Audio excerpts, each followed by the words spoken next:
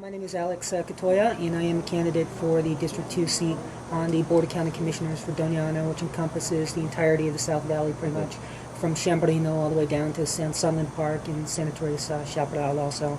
I'm running predominantly because I see that our communities in the South Valley are neglected and in need of repair and remediation.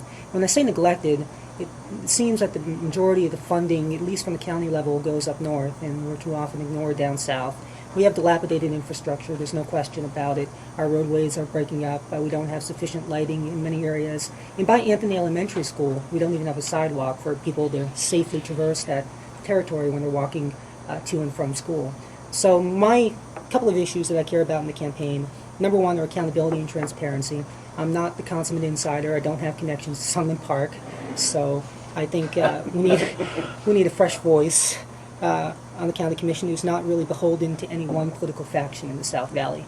And as you get to know some of the people in the South Valley, that's predominantly what you find. There are these remnants of political machines that are holding on to power. I just think it's time for someone new to come in there who's not tied to that establishment and stand up for ordinary working people. My name is Dr. David Garcia.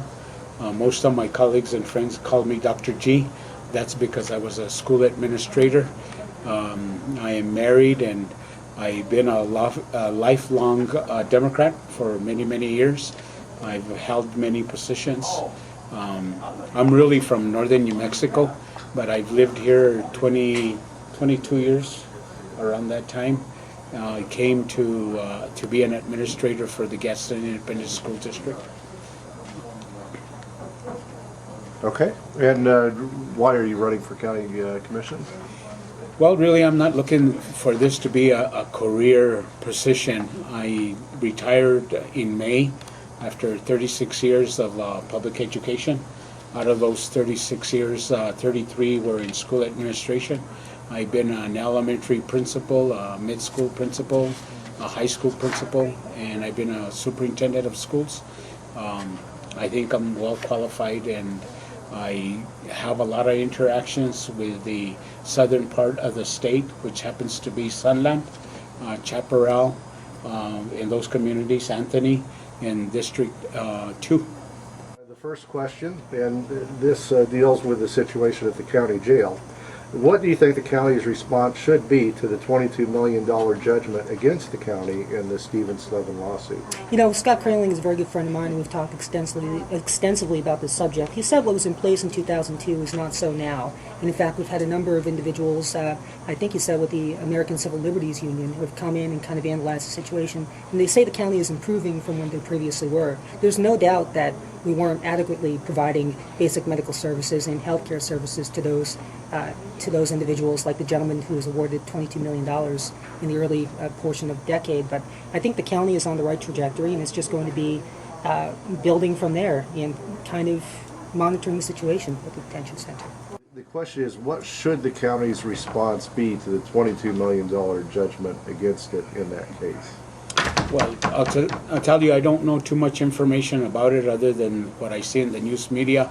I have attended several meetings of the County Board of Commission, and I know in the things that I've heard is that there's been great improvements, and I think it's going to be challenging on how to deal with the $20 million that is a lawsuit.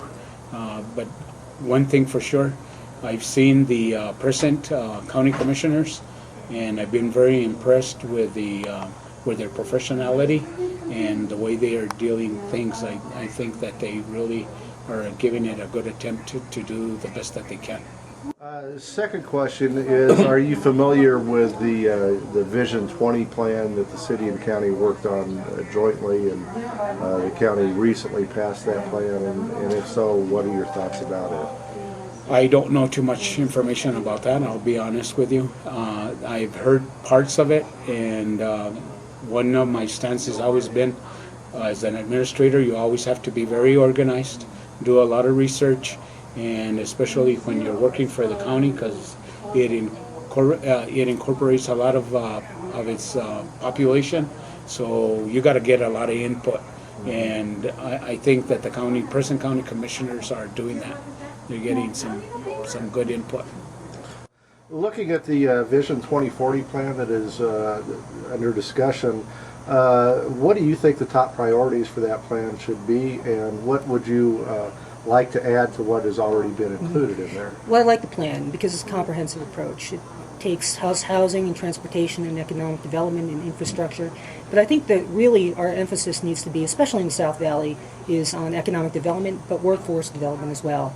And I was talking to Jerry Pacheco at the Border Industrial Alliance, and we had an extensive discussion about the need to align our workforce development needs with economic development needs. And by that, he mentioned the fact that about 32% of the population in the South Valley lacks a basic high school education or GED. And the only way employers are going to come into the region is if we remediate that problem and get these people back in school and get them retrained. So it's really a kind of a catch-22.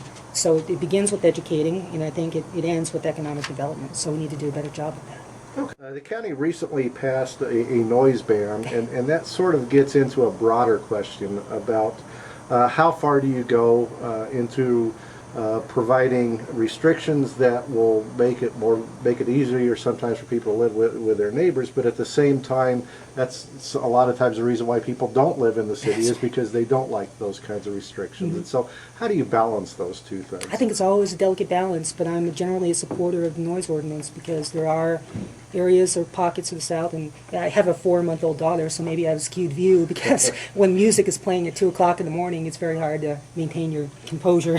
But I think, for the most part, I think there is that proper balance, but I think the noise ordinance would be a positive development because we need people to be respectful of their neighbors. The county is considering a noise ban. That's something that sort of brings up an interesting balance because a lot of people say that's the reason they moved to the county as opposed to living in the city, so that they can do some things that are maybe noisier or dustier or things that wouldn't be allowed in the city. How do you balance that while at the same time balance the rights of a person's neighbor to be able to have some peace and quiet? That is very important because first of all, you got to consider your citizens, and there is no reason why there should be loud noise, say after a certain time of day and night. And I'll give you a good. I'm from Chaparral. Sometimes we hear the explosions very loud. That's military, so there's nothing we can do about that. But if you have a noisy neighbor that is playing their stereo at, say, past a certain hour, say 11 o'clock, that is not something that is welcome by the neighbors.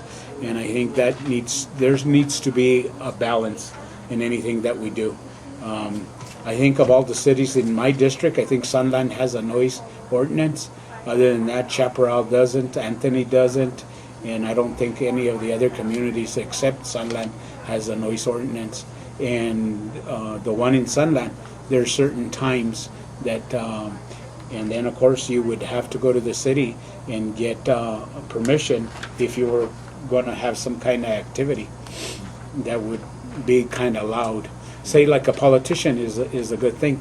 In my days, there was a politicians that would use a car and loudspeakers to be running their propaganda and doing their politics. There's an appropriate time for that too. But then there would be maybe a process where a person would go and tell the city of Sunland, Anthony, or the county, I'm going to be holding this activity. Is that okay? And get some kind of permit for it.